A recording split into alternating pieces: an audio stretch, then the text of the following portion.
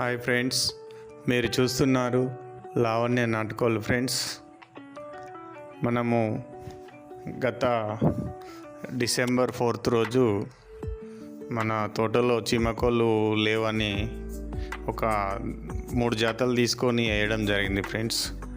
అవి తీసుకున్న పీరియడ్ టైంలో దాదాపు ఒక్కొక్కటి 30 kg వరకు ఉండే. వాటిని మనము దగ్గర ఒక 3 months వరకు మన తోటలో పెరిగిన తర్వాత అవి ఎగ్స్ ఇవ్వడం జరిగింది ఫ్రెండ్స్. అయితే ఈ ఎగ్స్ అనేది మామూలుగా మన షెడ్లో ఇవ్వకుండా అవి వాటికి ఎక్కడ చెట్ల దగ్గరలో ఎక్కడో అక్కడ గుడ్లు ఇవ్వడం వల్ల మనం వాటిని కలెక్ట్ చేసుకొని మన మ్యాచింగ్లో పెట్టే వరకే చాలా వరకు డ్యామేజ్ అయినాయి.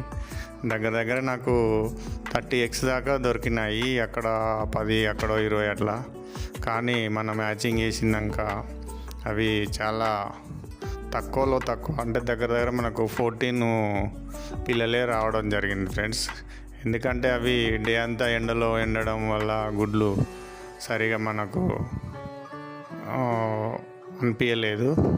కాబట్టి ఈ చీమకోళ్ళు అనేటివి ఏంటంటే తోటలో ఉండాలనే ఉద్దేశంతో మనం కొనుక్కొచ్చి చేయడం వల్ల మనం దాన్ని మన తోటలో డెవలప్ చేసుకుందాం అని అనుకున్నాం. కానీ వీటికి ఒక ఎగ్గుల వల్లనే ప్రాబ్లం. ఇవి ఎగ్స్ కనుక మనకు షెడ్లో ఇచ్చేది ఉంటే బాగానే ఉంటుంది, కానీ ఈ తోటలో ఎక్కడనో ఒక మూలకు సీక్రెట్ ప్లేస్లో పెడుతున్నాయి.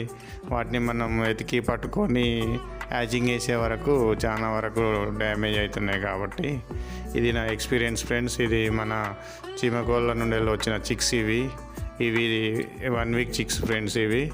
వీటిని మళ్ళీ ఈ బ్రూడింగ్ పీరియడ్ అయిపోగానే తోటలోనే వదిలిపెట్టి వీటి ద్వారా ఇంకా ప్రొడక్షన్ అనేది పెంచుకుందామనే ఆలోచనతో ఉన్నాను ఫ్రెండ్స్. నా వీడియోని సబ్స్క్రైబ్ చేసి లైక్ చేయండి ఫ్రెండ్స్.